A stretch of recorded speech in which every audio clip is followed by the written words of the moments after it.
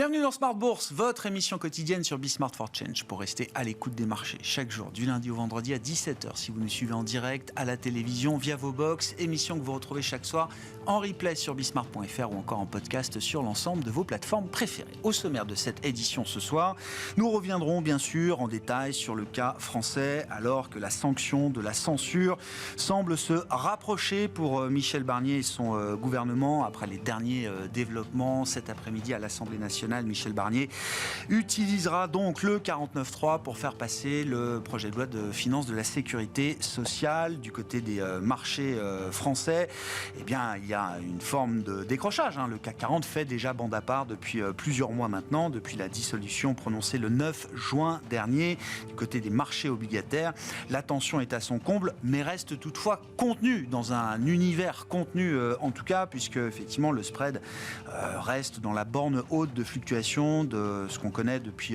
quelques mois maintenant, mais sans décrocher totalement non plus de 85-90 points de base au maximum, ce qu'on a vu la semaine dernière. Vous aurez tous les détails, toutes les précisions dans un instant avec Pauline Gratel. L'autre événement du jour, c'est évidemment le départ anticipé, accéléré de Carlos Tavares comme CEO de Stellantis. L'information a été confirmée, communiquée ce matin. Le titre Stellantis accuse évidemment une sanction assez lourde aujourd'hui, puisque au-delà de Carlos Tavares, c'est quand même aussi le CFO qui a été débarqué ces dernières semaines, donc une véritable crise de gouvernance qui s'installe peut-être pour quelques mois chez Stellantis avant le remplacement du CEO qui devrait intervenir avant la fin de la première moitié de l'année 2025. Le cas Stellantis, nous y reviendrons là aussi avec nos invités de Planète Marché dans un instant, et puis dans le dernier quart d'heure de Smart Bourse, comme chaque lundi, le quart d'heure américain. Nous retrouverons Pierre-Yves Dugas, notre correspondant américain, pour faire le point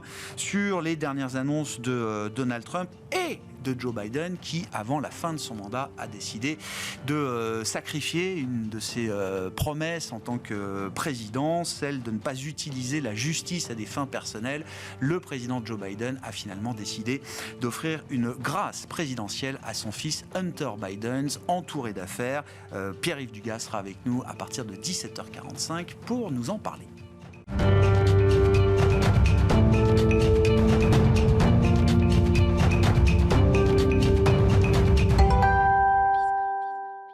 Tendance, mon ami, chaque soir en ouverture de Smart Bourse, les infos clés du jour sur les marchés. Nous retrouvons Pauline Gratel. Bonsoir Pauline. Bonsoir. Bon, une séance un peu brouillonne, on va le dire comme ça, avec des bourses européennes qui évoluent en ordre dispersé à ce stade. Oui, en France, le CAC 40 évolue sans tendance forte autour des 7200 points au gré des développements politiques. Michel Barnier a utilisé le 49.3 pour faire passer le budget de la sécurité sociale, renonçant ainsi au vote. Les investisseurs restent prudents, le risque de censure est plus présent que jamais.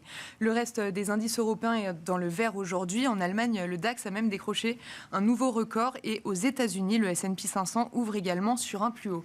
Quels sont les mouvements à observer aujourd'hui sur le marché obligataire, Pauline ? Après la décision de Barnier, le spread franco-allemand se balade entre 85 et 90 points de base, soit le haut de la fourchette observée depuis la dissolution.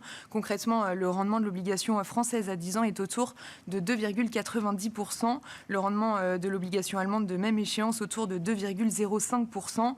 Aux États-Unis, le rendement de l'obligation à 10 ans tourne autour de 4,20%. Bon, et puis gros mouvement à signaler sur la parité euro-dollar, avec un euro-dollar en baisse de 1% sur la séance. On parle quand même d'une parité majeure. C'est un mouvement important avec un effet d'affaiblissement de l'euro lié au développement politique en France. Et puis un dollar toujours boosté par les dernières annonces de Donald Trump en l'occurrence. Oui, dernière sortie en date du nouveau président américain. Il menace les BRICS de droits de douane de 100% s'il sape la domination du dollar. Trump demande à ces pays de s'engager à ne pas créer une nouvelle monnaie BRICS et ne soutenir aucune autre monnaie pour remplacer le dollar américain. Certains de ces pays envisagent en effet de se passer du dollar dans leurs échanges internationaux. Bon, et puis au-delà de la politique et des discours de Donald Trump, il y a aussi les données macroéconomiques, et à ce titre, les investisseurs ont pris connaissance de l'ISM manufacturier américain pour le mois de novembre. Il ressort au-dessus des attentes à 48,4 après 46,5 le mois précédent. Après cette publication, on a vu donc le dollar se renforcer encore un peu plus. L'événement du jour côté entreprise, c'est donc le départ précipité de Carlos Tavares chez chez Stellantis. Oui, ce départ du directeur général avec effet immédiat a été annoncé en accord avec le Conseil pour cause de divergences de vues et après une année marquée par la chute des ventes aux États-Unis. Le successeur de Carlos Tavares sera désigné au premier semestre 2025. Après cette annonce, le titre Stellantis plonge de plus de 8%, fini dernier du CAC 40 et au plus bas depuis 2 ans. Et puis le thème fusion-acquisition présent également au cours de cette séance, en ce début de semaine, avec Worldline par exemple, qui s'envole dans les valeurs de taille moyenne. Oui, l'entreprise signe ainsi la plus forte hausse du SBF 120. Le titre bondit de plus de 20% cet après-midi sur des rumeurs d'intérêt d'acteurs du private equity. Selon Reuters, les discussions n'en sont qu'au début, mais Bain Capital pourrait être intéressé. Ni Bain ni Worldline ne souhaitent commenter. Et puis également Ipsos qui lui confirme des discussions en cours pour racheter Kantar Media. Oui, l'information de Reuters est sortie vendredi et a donc été confirmée. La société britannique Kantar Media pourrait être valorisée 1,2 milliard d'euros. Ipsos affirme par ailleurs qu'il n'y a aucune certitude sur le fait qu'une offre sera faite. Le titre Ipsos cède 3%. Quel sera le programme de demain à surveiller sur les marchés pour les investisseurs, Pauline ? Les investisseurs prendront connaissance de l'emploi JOLTS qui recense les ouvertures de postes sur le marché du travail américain pour le mois d'octobre et les résultats de Salesforce seront également publiés. Tendance, mon ami, chaque soir en ouverture de Smart Bourse, les infos à ne pas manquer sur les marchés avec Pauline Gratel.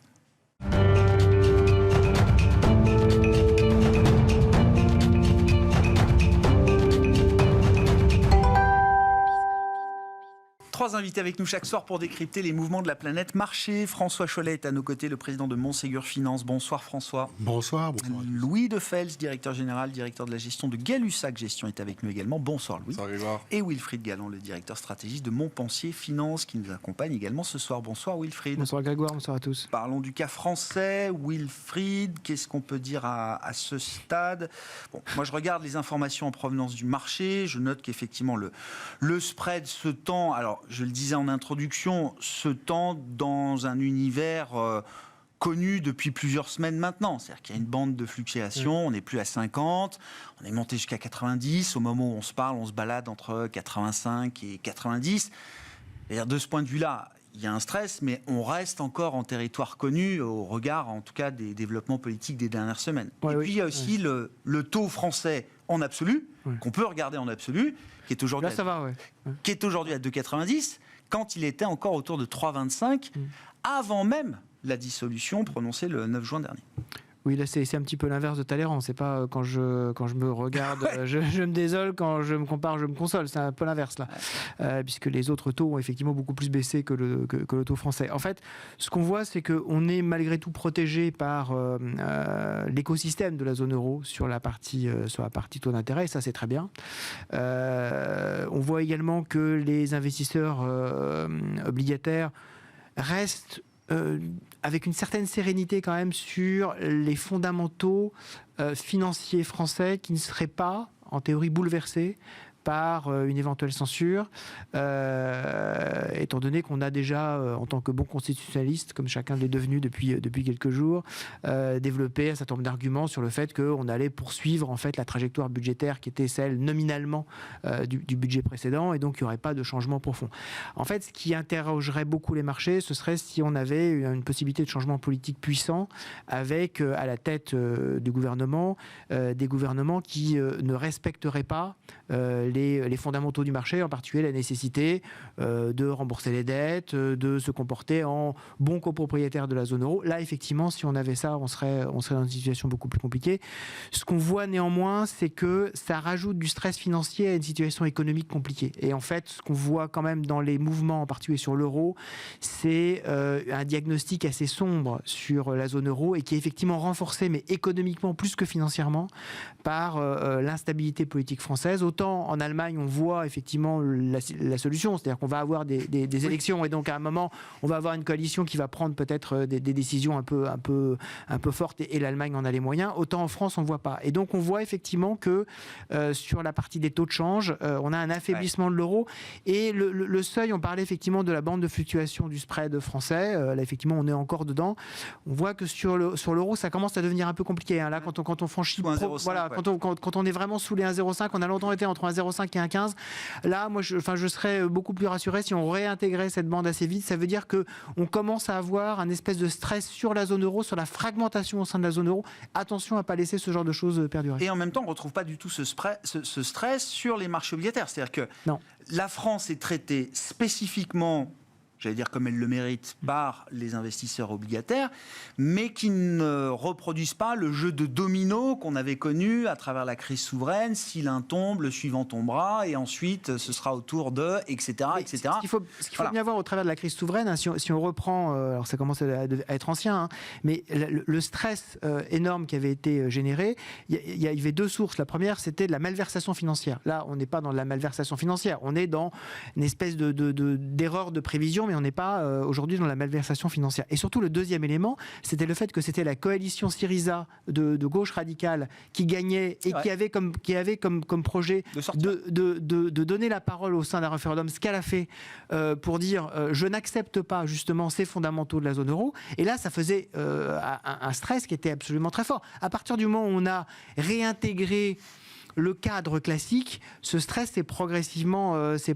allégé. Là, aujourd'hui, effectivement, on n'est pas du tout dans ce cas-là, mais attention néanmoins, je pense surtout d'un point de vue économique, on fait porter une incertitude sur les acteurs économiques qui commence quand même à se voir dans les indicateurs avancés de la zone euro et surtout de la France. Moi, c'est ça qui m'inquiète quand même aujourd'hui. D'ailleurs, on a aujourd'hui autour de la table des gens qui sont des spécialistes des small caps, ils nous en parleront probablement bien mieux que moi, mais on a quand même des sujets, il faut alléger aujourd'hui le climat politique le d'urgence. Narratif de reprise de la zone euro en 2025, notamment sur l'idée des gains de pouvoir d'achat, des salaires réels positifs.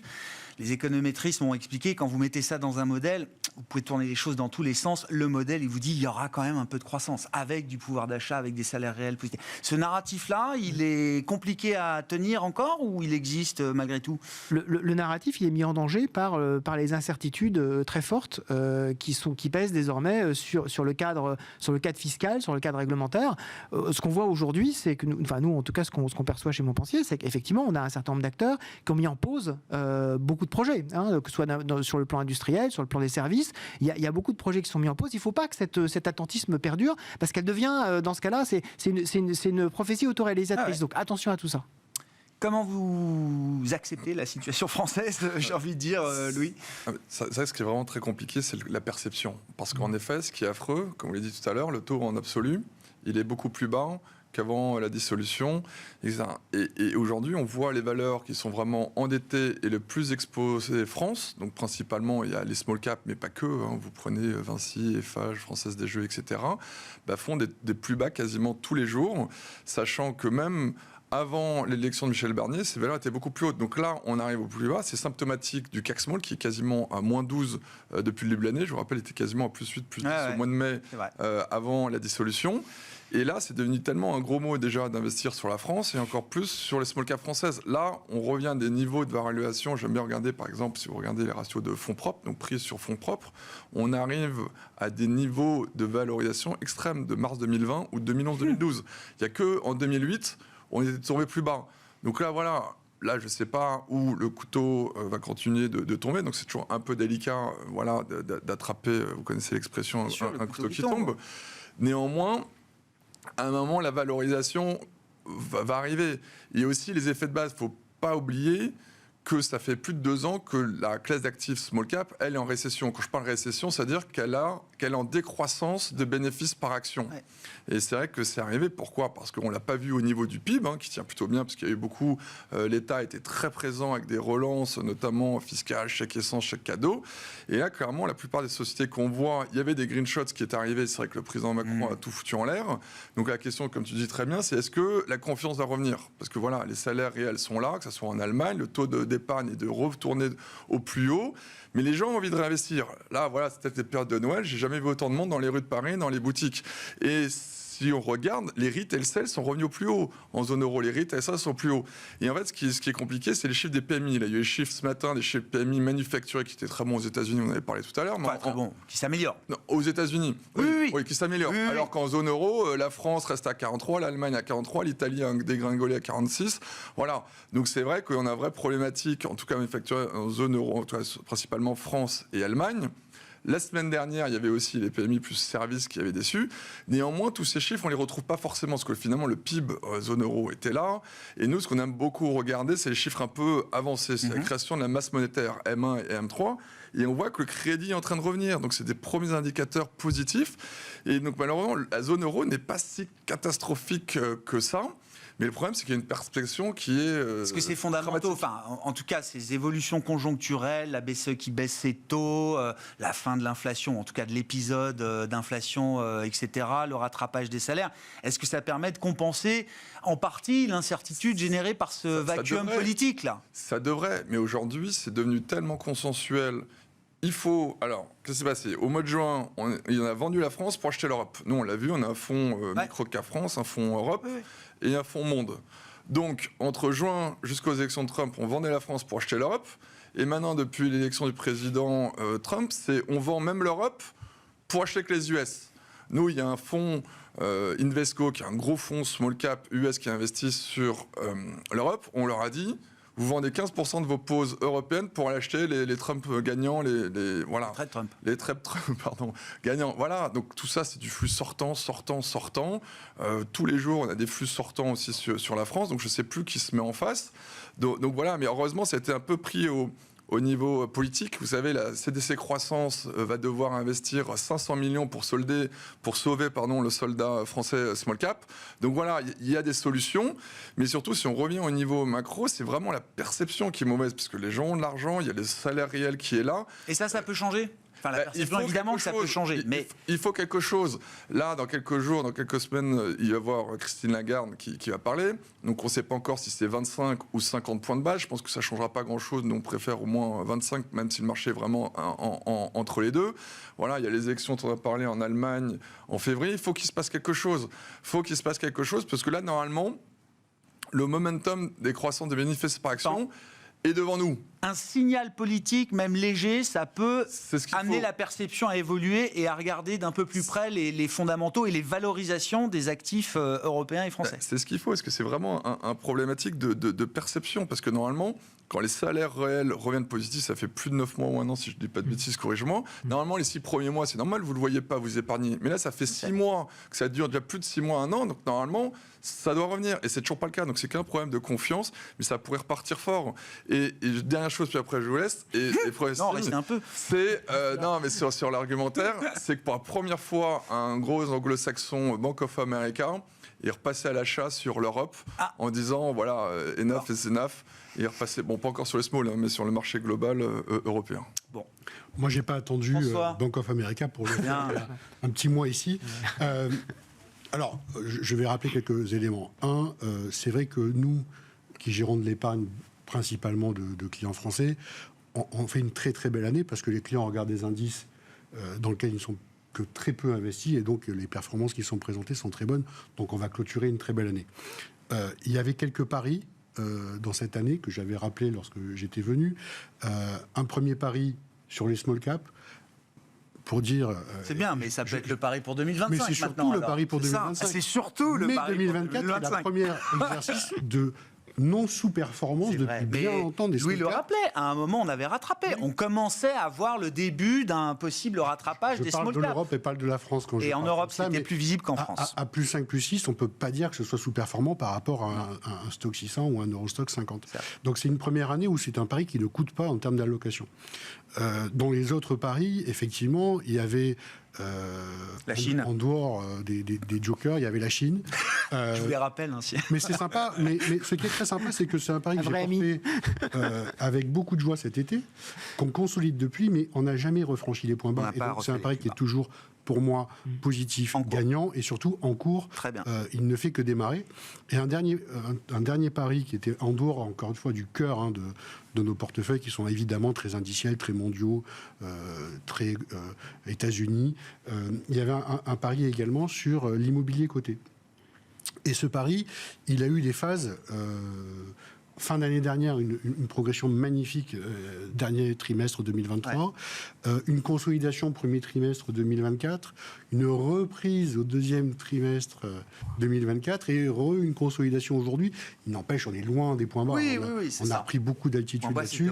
Il reste encore beaucoup de décotes et donc l'idée de conserver ce pari ouvert, c'est quand même la baisse des taux et surtout le retour à meilleure fortune. On a encore eu des révisions à la hausse. On vient de discuter, je pense à ICAT qui a communiqué ce matin encore sur une révision à la hausse des objectifs de cash flow. On a des signaux positifs de fond sur ce segment-là. Donc si on accepte et si on se force à peut-être laisser un peu le bruit politique de côté, qui est très bruyant, vous dites, il y a quand même des histoires, il y a quand même une histoire qui, qui n'est pas altérée en profondeur, forcément, par de savoir quel va être le prochain. J'avais parlé d'une vision constructive pour la fin d'année.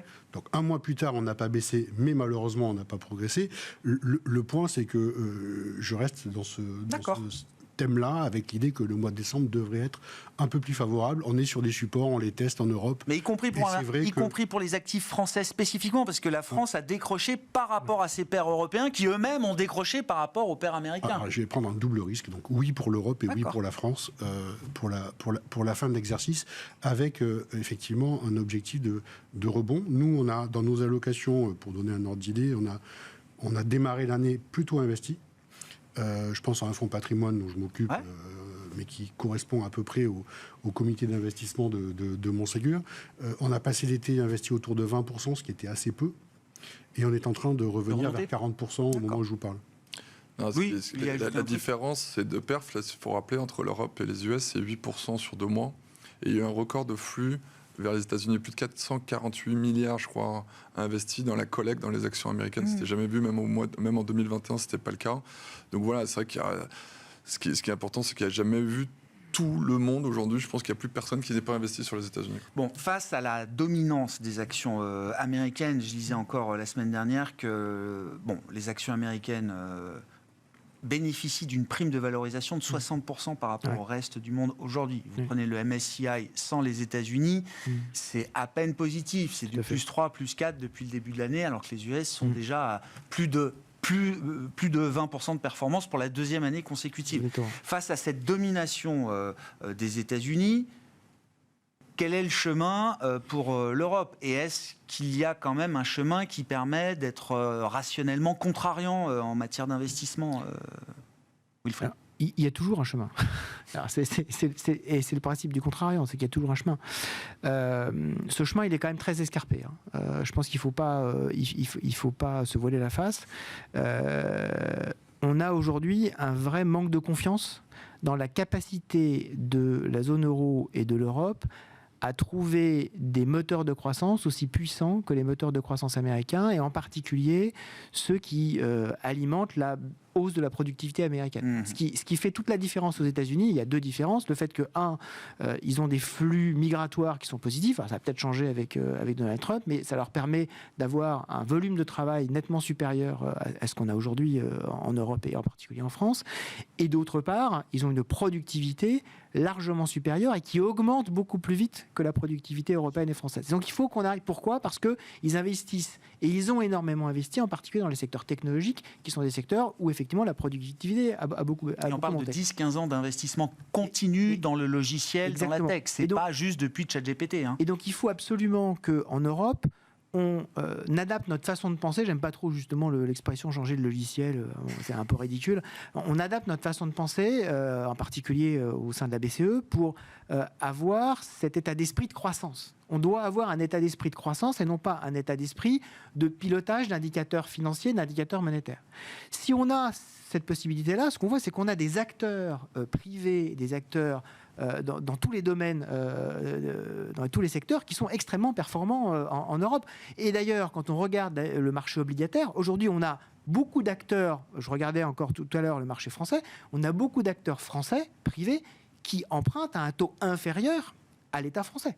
Aujourd'hui, une obligation Air Liquide, une obligation LVMH, c'est plus sécure que l'OAT, quoi. Exactement. Pourquoi ? Parce qu'effectivement, ces entrepreneurs ont su délivrer de la valeur et savent toujours le faire. Il faut maintenant qu'on arrive, en particulier dans le domaine technologique, à avoir des grands leaders européens qui fassent rêver.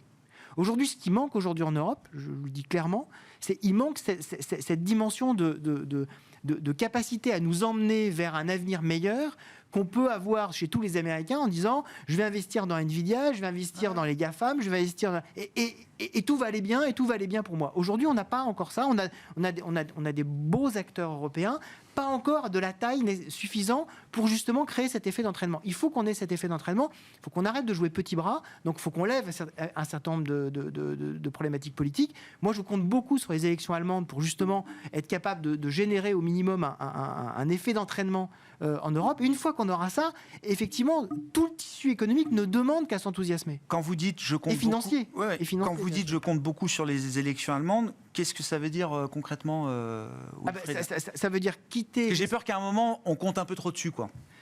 Bien sûr, il y a cette possibilité-là, mais quand on écoute attentivement les discours de Friedrich Merz, qui normalement est le leader de la CDU, qui devrait prendre la tête de la future coalition, clairement, il veut rechanger... logiciel rechanger le mode de calcul du fameux frein à l'endettement. Et ça, c'est effectivement possible, mais en fonction des majorités qu'aujourd'hui la chose clairement n'a pas. Et être capable effectivement d'avoir un plan d'investissement bien supérieur à ce qu'on a aujourd'hui en Allemagne. Et l'Allemagne a des moyens financiers. Nous, le problème, c'est qu'on a bouffé nos moyens financiers. L'Allemagne a cette capacité-là. Si effectivement, il nous entraîne vers un peu plus de modèles, ce que Janet Yellen appelait le modèle à haute pression, si on arrive à avoir ça effectivement en Europe, après, c'est la responsabilité, et je suis très heureux d'entendre effectivement que ce soit Gay-Lussac ou Montségur nous dire que, comme chez Montpensier, nous, on veut investir dans le tissu européen. On veut faire en sorte que ça fonctionne. Mais il faut qu'on nous aide un peu aussi. À un moment donné, on peut pas tirer la machine à nous tout seuls. Bon. Et la stabilité fait partie des éléments dont on a besoin. Et 6 mois, c'est long d'instabilité sur la France. Absolument. Pour l'économie. Donc, et pour les épargnants, et pour l'ensemble des acteurs économiques, les entreprises évidemment. On a ce sujet-là. Avec, pour revenir au sujet de 2025, on a quand même des signaux encourageants. L'Europe n'est pas du tout en récession. C'est clair. On n'y est pas, et on embarque un rythme de croissance qui fait qu'on va démarrer l'année a priori avec un embarqué de croissance qui n'est pas nul. 2, on a des prix de matières premières et d'énergie qui sont plutôt favorables pour nous. Il n'y a pas de raison que ce soit des prix qui soient de nature à planter la consommation des ménages. On a quand même des facteurs de soutien. Les taux d'intérêt, on a le crédit bancaire qui est en train de repartir. On revient sur le pouvoir d'achat, les gains de pouvoir d'achat aussi. Et les gains de pouvoir d'achat qui sont présents. Donc imaginez là-dessus un scénario catastrophe sur les bases de valorisation actuelles qu'on a sur les marchés. Ça me paraît un peu se faire peur pour rien. Voilà. Effectivement, il y a une consommation qui est réfrénée par des craintes. On a un investissement qui est réfréné par des craintes d'instabilité, mais ce n'est qu'un frein. Il n'y a rien d'inéluctable. Ça peut changer. À s'exprimer. Ça peut changer. Et à la faveur d'un changement ou d'un vote favorable pour la France, on pourrait avoir un petit soulagement quand même. Ça a assez duré cette histoire. Ce qu'on a dit, en effet, c'est que de la perception. Vous avez vu des gilets jaunes en ce moment, il n'y en a pas un, tout ça se passe bien, les gens ils ont de l'argent, c'est juste qu'ils ne consomment pas. Quand on a vu la semaine dernière les derniers chiffres de l'inflation en zone euro, ils sont restés stables pour 3e mois à 2,7%, donc c'est plutôt favorable. Et c'est vrai qu'il y a les services qui sont toujours élevés, qui ralentissent, ils étaient à plus 4, ils sont retombés à plus 3,9. Donc tout ça c'est du salaire réel, donc c'est vrai que c'est plutôt bon, c'est la perception.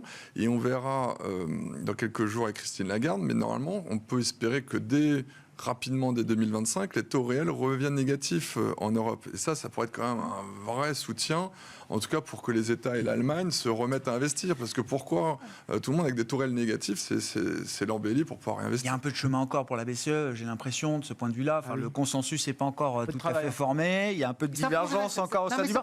Mais ça progresse. Même Wilfried Et puis on est quand même un passager clandestin de la croissance mondiale. Si les États-Unis repartent en croissance, si la Chine, par ses stimuli, repart en croissance, même sans faire exprès, on peut arriver à retrouver un peu de croissance en zone euro. Parce qu'on est le continent le plus ouvert, exactement. Parce qu'on est très ouvert. Tiens, on parlait de valorisation, parlons du secteur automobile. Stellantis, bon, Un dernier bonus, ce que ça nous dit, non, mais ce que ça nous dit de la vitesse à laquelle les choses peuvent changer. Encore une fois, Stellantis, sur le premier trimestre, je crois qu'à un moment, ça prend 40% du 1er janvier à fin mars. C'est la valeur star du CAC. Je me souviens très bien, on en parlait ici. C'était la valeur qui affichait la meilleure performance sur l'ensemble du premier trimestre pour le CAC 40, etc. 6 mois après, à peine. Mais pour de bonnes raisons. Ah mais non, mais je suis d'accord.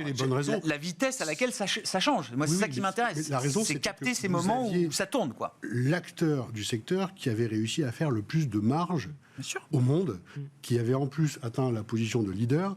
Et donc, on s'est dit, on a affaire à un génie qui est capable de faire des marges supérieures à l'ensemble du secteur. Et donc, on était capable de le valoriser sur des ratios, évidemment... La valo n'avait pas tellement bougé. Hein. Le prix... En multiple, pardon. En multiple, ça s'est toujours payé très peu cher, quand même, Stellantis. Oui, mais entre 0,1 fois le chiffre d'affaires et 0,3 fois le chiffre d'affaires, vous avez fait 300%. Donc, vous avez le sujet de ce ratio très difficile sur le secteur automobile. Mais la réalité de ce secteur automobile, c'est que c'est un secteur d'industrie, c'est un secteur dont l'intensité capitalistique est incroyablement élevée et qui est très cyclique sur les ventes.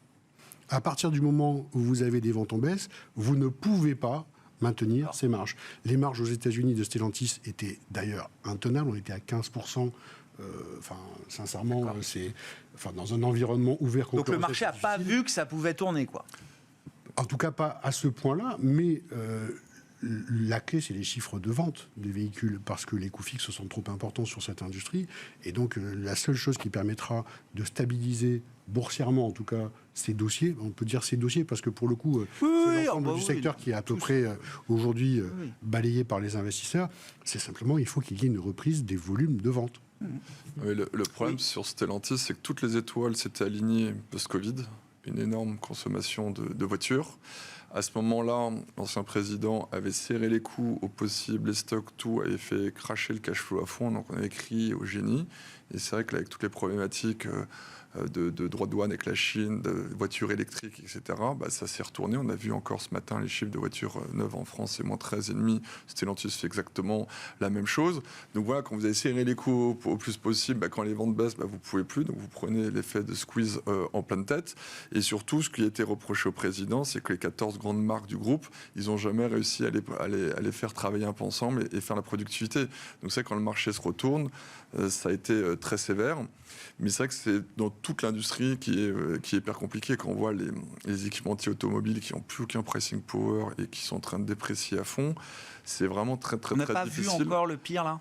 En gros, boursièrement... Parce que les valos montrent quand même qu'il y a des boîtes qui ne passeront pas les prochaines années. Mais il y a certaines sociétés... On est déjà sur des niveaux de stress qui sont quasi faillites pour certains. Voilà, Volkswagen a fermé ses 2 premières usines, je crois que c'était quasiment jamais arrivé.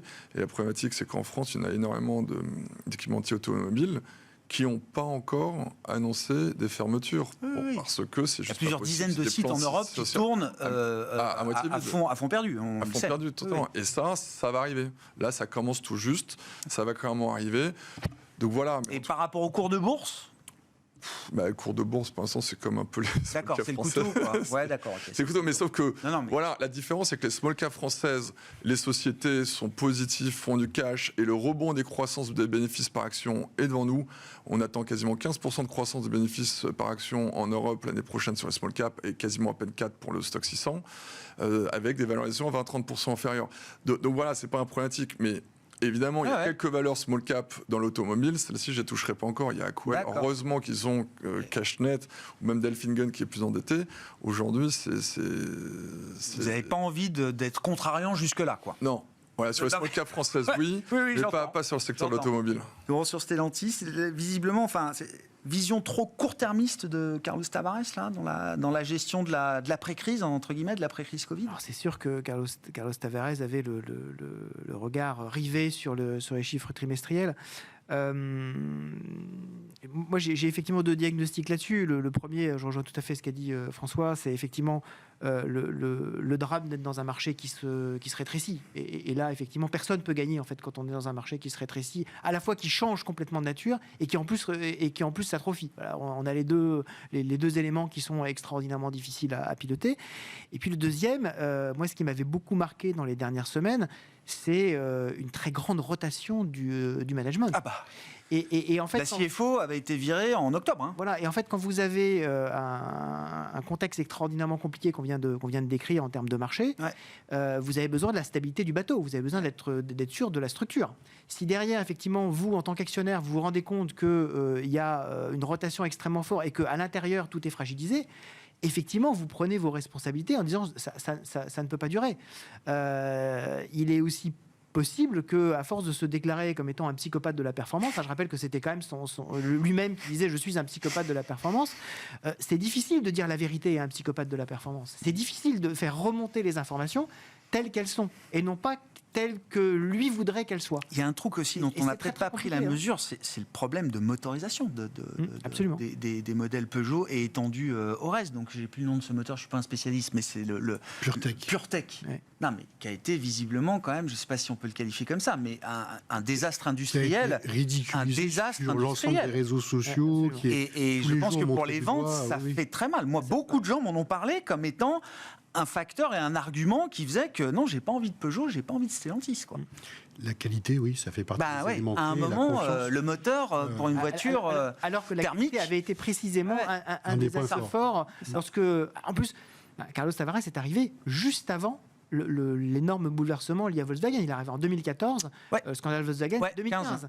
Et donc, en fait, il prend les mesures déjà pour redresser la barre en termes de qualité. Il arrive effectivement à être celui qui pilote les marges.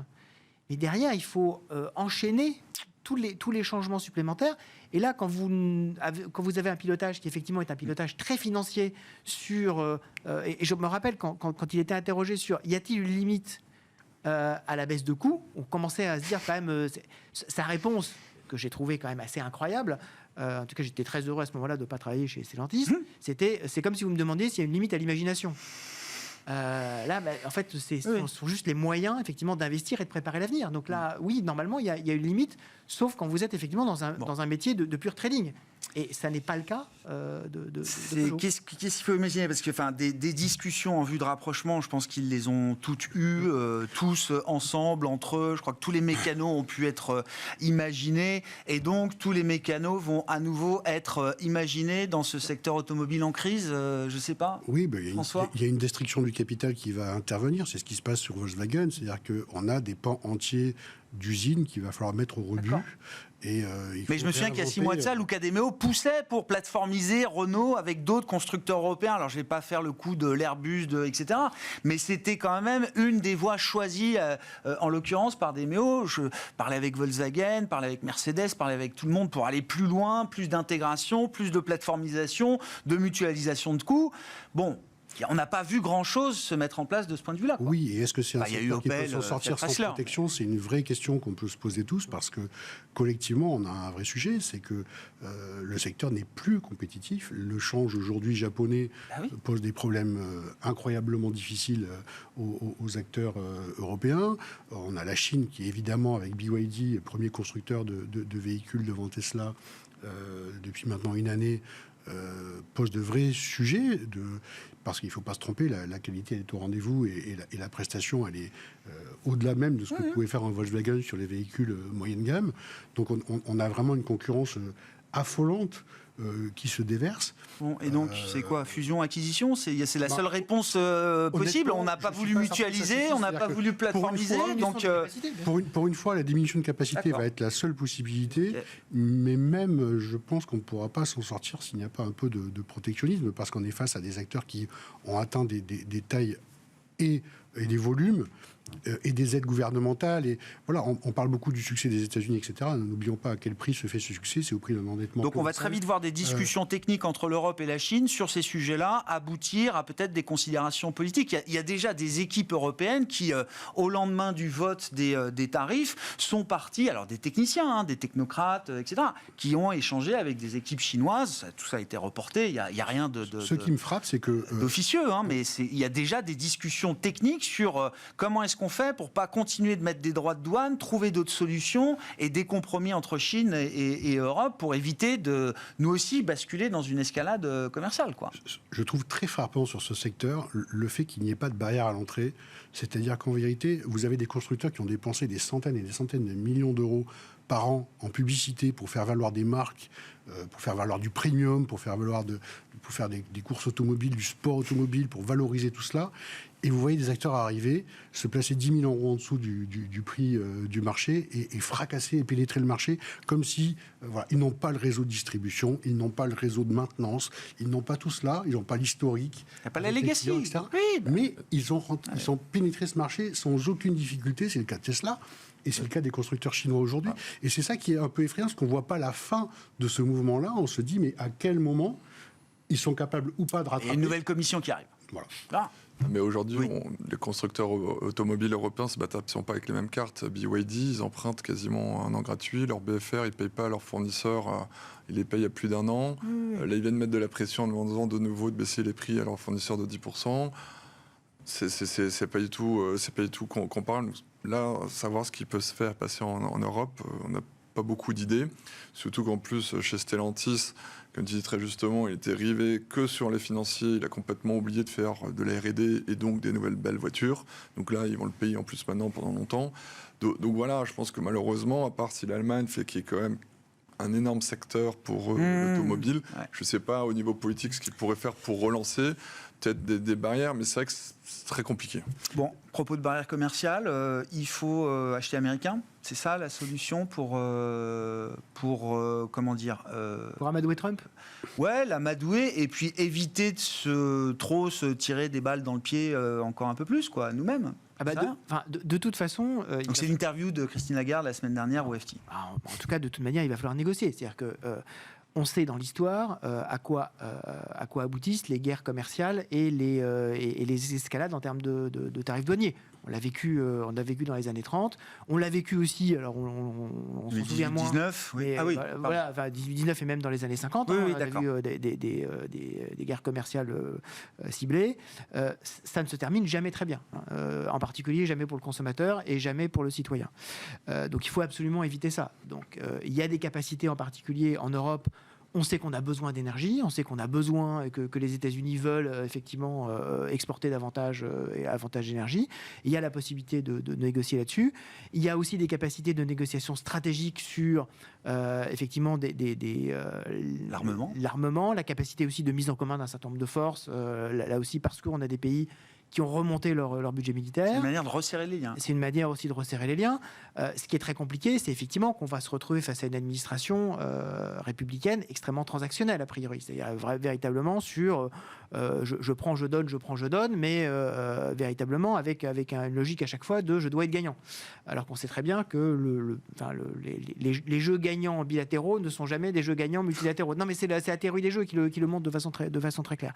Mais effectivement, il va falloir essayer de limiter les dégâts. On va être en 2025 là-dessus, sur comment limiter les dégâts, comment faire en sorte que la France... Alors, beaucoup de gens ont repris le mot d'Emmanuel Macron sur être un peu plus un prédateur, en tout cas un carnivore dans un monde omnivore. Oui, d'accord. Ce qu'on n'a pas beaucoup repris, c'était sa phrase d'avant que j'ai trouvé bien plus intéressante.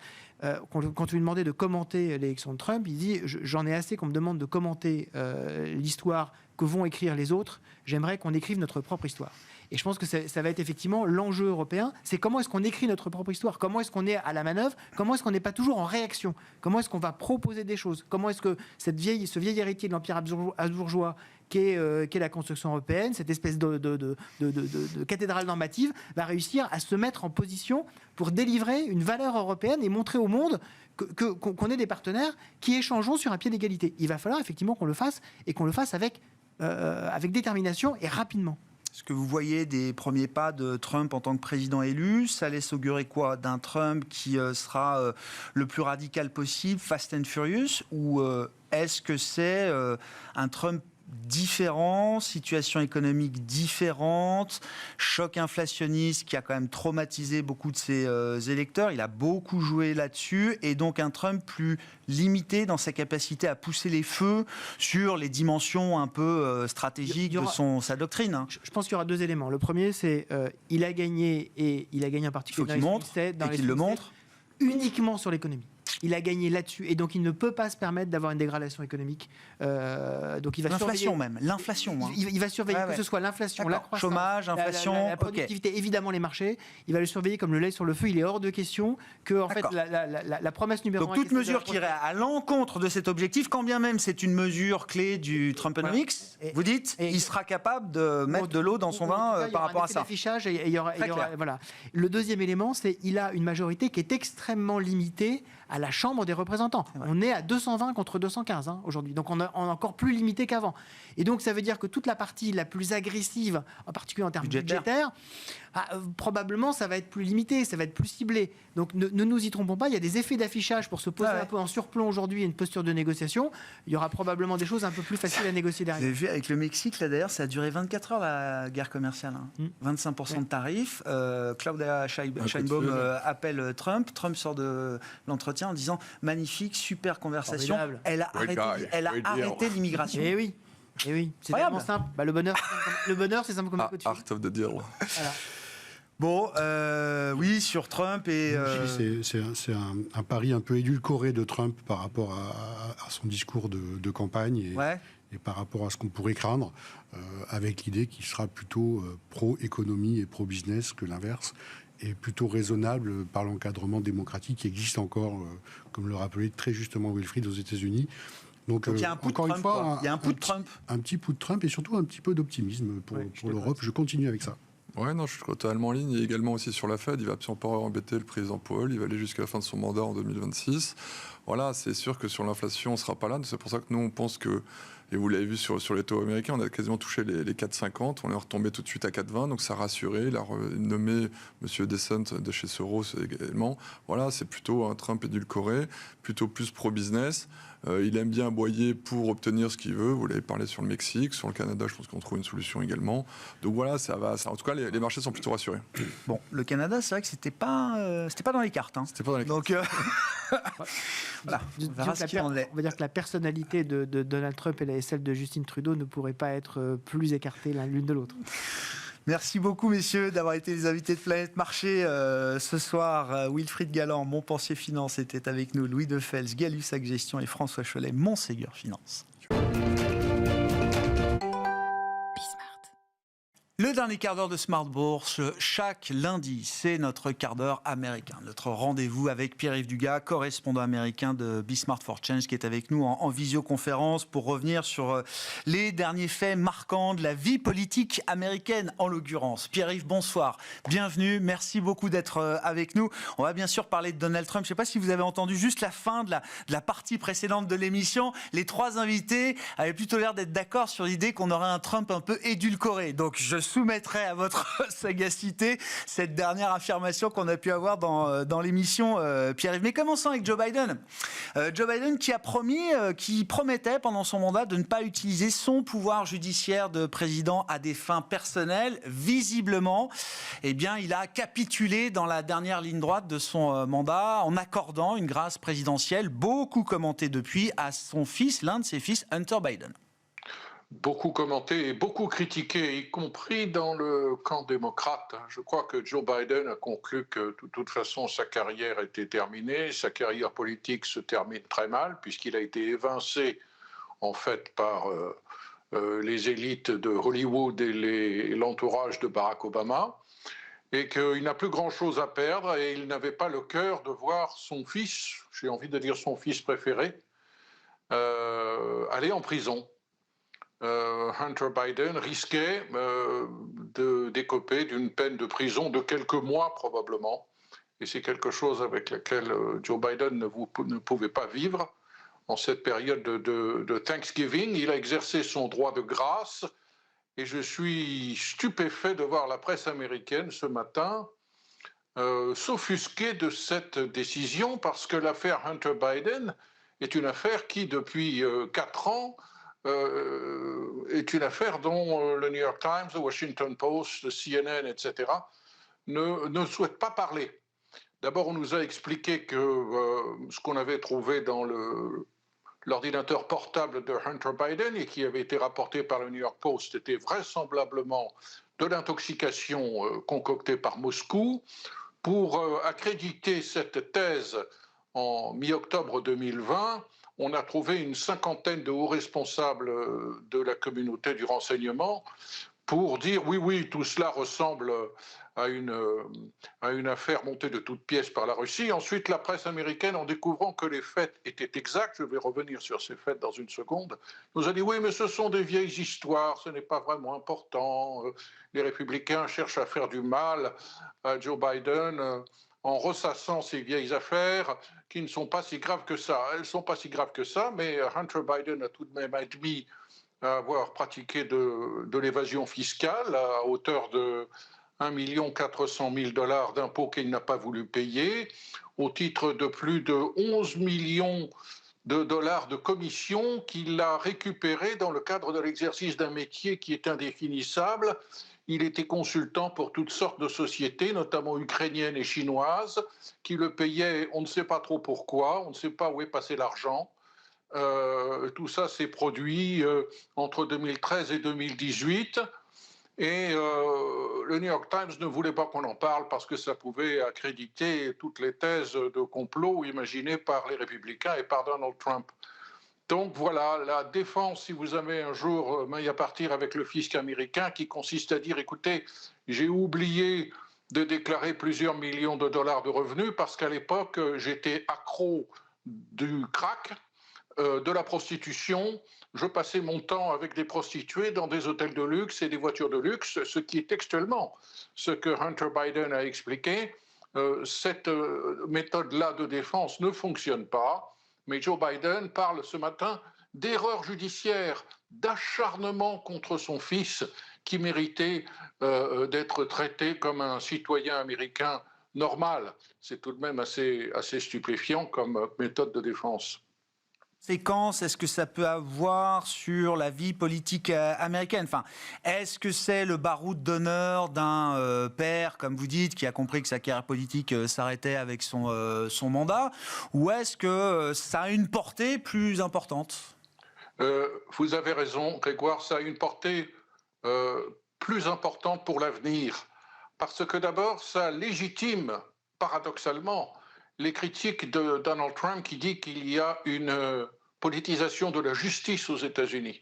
Et ce que fait Joe Biden, là, démontre qu'il y a un marécage démocrate qui implique les médias et les bureaucrates à Washington et qu'il est temps de faire le nettoyage là-dedans. Et toute la démarche de Donald Trump durant sa campagne qui consistait à dire « je vais prendre ma revanche contre ce système » est renforcée par cette manifestation stupéfiante du privilège présidentiel. D'ailleurs, dans la réaction de Donald Trump tout à l'heure à l'exercice de cette grâce présidentielle par Joe Biden, il y a la mention je cite, des otages qui sont emprisonnés au titre de leurs actions du 6 janvier. C'est-à-dire que Donald Trump a l'air sérieux et a l'air prêt à son tour à exercer la grâce présidentielle lorsqu'il sera président pour faire sortir de prison des gens qui ont envahi le Capitole pour tout casser, voire pour pourchasser des élus américains qui refusaient d'invalider l'élection. Ça va très loin. On verra dans quelle mesure cette décision de Joe Biden d'accorder cette grâce présidentielle à son fils Hunter Biden pourra être effectivement utilisée et même leveragée peut-être par Donald Trump de retour à la Maison-Blanche le 20 janvier prochain. En attendant, on a quand même un peu de couleur autour du nouveau Trump ou du Trump 2.0. Pierre-Yves, il y a une semaine, on se réveillait avec série de tarifs, 10% sur la Chine, qui est un cas qu'on peut peut-être regarder à part, mais surtout 25% sur le Canada et le Mexique en première intention. En tout cas, qu'est-ce que ça nous dit de la stratégie, de la tactique de Donald Trump dans ces questions de barrières douanières? Le Mexique, je crois qu'il s'en était déjà ému assez largement tout au long de sa campagne. Le Canada, j'ai pas l'impression que c'était vraiment dans les cartes, par exemple. Je crois que cette affaire est très grave. Et j'étais un petit peu surpris du ton accommodant de nos invités il y a quelques minutes. Parce qu'il ne s'agit pas d'une affaire de protectionnisme. Il ne s'agit pas du tout de la menace brandie par le futur président Trump de dire pour protéger tel ou tel secteur de l'économie américaine, je vais imposer 25% de droits de douane à mon meilleur partenaire au Sud, qui est devenu mon premier fournisseur d'ailleurs, avant la Chine maintenant, le Mexique. Pas du tout. Il s'agit de saisir deux sujets sur lesquels il a fait campagne, l'immigration illégale et le trafic de drogue avec le trafic des ingrédients chimiques précurseurs pour la fabrication du fentanyl, et de dire au Canada et au Mexique, c'est à cause de vous tous ces problèmes-là, l'immigration illégale et le fentanyl, je vais vous massacrer commercialement et vous imposer des droits de douane punitifs si vous ne faites pas davantage pour me résoudre ces problèmes. On prend des sujets qui sont extra-commerciaux et on utilise une menace de sanctions commerciales violentes. Cela crée un précédent qui, à mon avis, est assez grave. Alors, Donald Trump peut le faire pour le moment, il n'est pas président, donc il n'a pas violé la loi, ni même l'esprit de l'accord de libre-échange Canada, États-Unis, Mexique, mais tout de même, on va très loin. Je ne suis pas convaincu que cette affaire se résolve aussi facilement. Il est clair qu'il y a des précédents. Il avait déjà menacé de droits de douane de 25% le Mexique en 2020 et très rapidement, les Mexicains ont décidé de faire disperser toutes ces caravanes de migrants qui viennent du Guatemala ou du Venezuela et même de Chine et qui transitent par le Mexique et que le flux de sans-papiers en provenance du Mexique a été considérablement ralenti sous Trump dès que la garde nationale mexicaine s'en est occupée. Pour le fentanyl et surtout pour le Canada, je ne vois pas en quoi le Canada est responsable ni de la situation de l'afflux de sans-papiers aux États-Unis, ni de la situation du fentanyl. Justin Trudeau doit être absolument effondré. Il va falloir qu'il trouve un moyen pour afficher des mesures fracassantes d'ici le 20 janvier et échapper à la colère du nouveau roi Trump. Les Mexicains vont essayer de faire la même chose. Peut-être que cette affaire n'est qu'un gigantesque bluff, mais cela ne veut pas dire que Donald Trump va cesser de pratiquer le bluff ailleurs. Et je suis persuadé que d'autres sujets extra-commerciaux peuvent faire l'objet de violentes menaces de sanctions commerciales sur le Japon, sur la Corée et sur l'Europe. Nous avons dit, et je crois que c'est tout à fait vrai, que Donald Trump est obsédé par la réaction des marchés et le comportement du Dow Jones et que cela va brider tout ce qu'il pourrait faire d'excessif dans ses agressions et dans ses menaces commerciales. Mais il y a un autre sujet qui l'obsède, c'est l'automobile. Et il a souvent dit les Européens ne veulent pas acheter nos voitures américaines. Il a souvent dit les produits agricoles américains ne rentrent pas en Europe. Voilà deux sujets sur lesquels il est capable d'exercer une très forte pression sur les Européens et ça nous promet de sérieux contentieux commerciaux. On sait maintenant qui va s'occuper de ces contentieux. C'est un clone de Bob Lighthizer, c'est son ancien chef de cabinet, Jamieson Greer, qui, croyez-moi, ne va pas se laisser faire. Et le fait qu'il n'ait pas encore ciblé l'Europe, non, il ne faut pas se dire que ni que c'est un oubli, ni que c'est une bonne nouvelle. Attendez quelques semaines, ça va venir. C'est ça. Merci beaucoup, Pierre-Yves Duguay avec nous chaque lundi en visioconférence, en duplex, pour suivre l'actualité américaine au plus près dans Smart Bourse sur Bismart for Change, le quart d'heure américain. Donc 17h45 si vous nous suivez en direct, à retrouver évidemment en replay sur bismart.fr ou encore en podcast sur l'ensemble de vos plateformes préférées.